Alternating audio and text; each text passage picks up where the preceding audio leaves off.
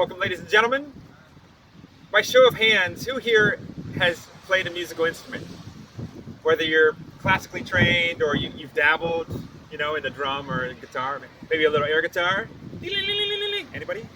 All right, a couple people. You guys will totally understand. Those of you who have never played an instrument, you will also get this.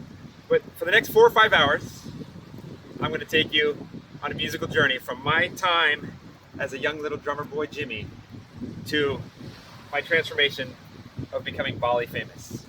So when I was a little kid, I loved music. My dad was really into music, and he would take me to jazz concerts. And at these concerts, I would watch the drummer. I fell in love with the drums. Instead of watching anybody else, I'd watch the drummer and watch how he play and beat those drums and keep rhythm and keep the band going. And I was like, that's what I want to do. I want to be a drummer. I'm a drummer. And I would beat on stuff at home when I was a little kid.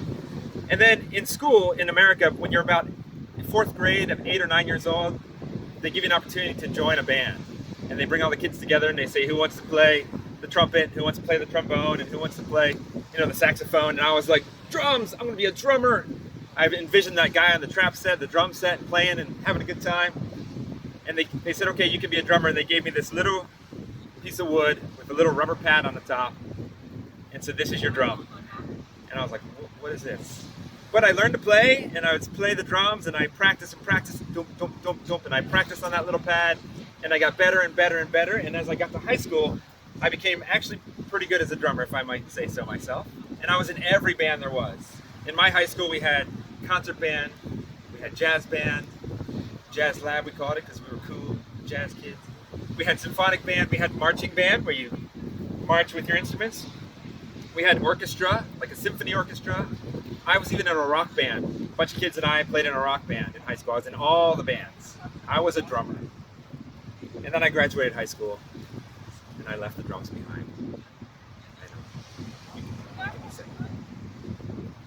But fast forward many, many years, and in 2017, my wife and I decided we were going to go to Bali for vacation. And in getting on the Googles and looking around to try to understand what Bali was all about, she came across a performance of a Balinese gamelan band at our local university auditorium, and we thought we'd go check it out. I didn't know anything about gamelan, I didn't know what it was, but we went to watch this performance. And for those of you who don't know anything about gamelan, it is the official music of Bali, and it is played everywhere, all the time, for every ceremony. It's played at weddings, it's played at graduations, it's played at processionals, it's played at tooth filing ceremonies, it's played at births, it's played at every political event, whether it's an election or some sort of speech. It's even played during funerals. There's probably about 5,000 or so Balinese orchestras in Bali playing gamelan. And so we went to this performance and watched it, and I was blown away because gamelan is percussion music. It's just like the drums. And after the performance, they invited the audience members to come up stage, and we could check out the instruments and play with them and hit the gongs and bang on the things. And I was transformed back to that little Jimmy who played the drums, and I was like, gamelan. Gamelan's my thing. I'm going to play gamelan. And so we went to Bali, and we went on vacation, and in Bali we actually saw some gamelan performances. And we went to what's called the Bali Arts Festival. It's a month-long festival about gamelan and dance in Bali. And while we were there was this really big, huge stage, much bigger than this, and there was a performance on the stage, and it was magical. It was happening when the sun was setting, and there was dancers, and there was music, and it was something that I'll never forget. And we came back from that vacation, and about a year later, I finally got up the courage to get in touch with the band and say, hey, I'm really interested in gamelan. I really want to check it out. And they invited me to come to rehearsal. And at the rehearsal, I was listening to them practice and play, and they said, hey, would you like to play? I was like, sure. Yeah, okay. And they handed me this little metal thing, this little bronze pot. It was literally a little pot and a stick. And they said, well, hit it like this, bump, bump, bump. And they taught me how to play it in time with everything else. So during the rehearsal, all I did was bump, bump, play my little bump. And I was once again hooked. I was like, I'm gamelan. I'm going to be gamelan. Gamelan's for me. And so for the next 2 years, I went back to practice twice a week, 3 hours each time, 6 hours a week. And my wife can attest, during the week, that off time, I practiced and practiced and practiced. I would practice on the counter, I would practice at my desk. Gamelan is nothing like the drums. It is one of the hardest types of music I've ever had to learn. It's very different from Western music. There's no sheet music. It's all auditory, so you learn by listening. The teacher teaches the student, and so forth and so on. It's not like Western music where there's scales. It's kind of mixed. There's instruments are always played in pairs and they're slightly out of tune from each other, so they create a harmonic, but it's wild. And if you've never experienced gamelan, it's something unlike anything you've ever heard before.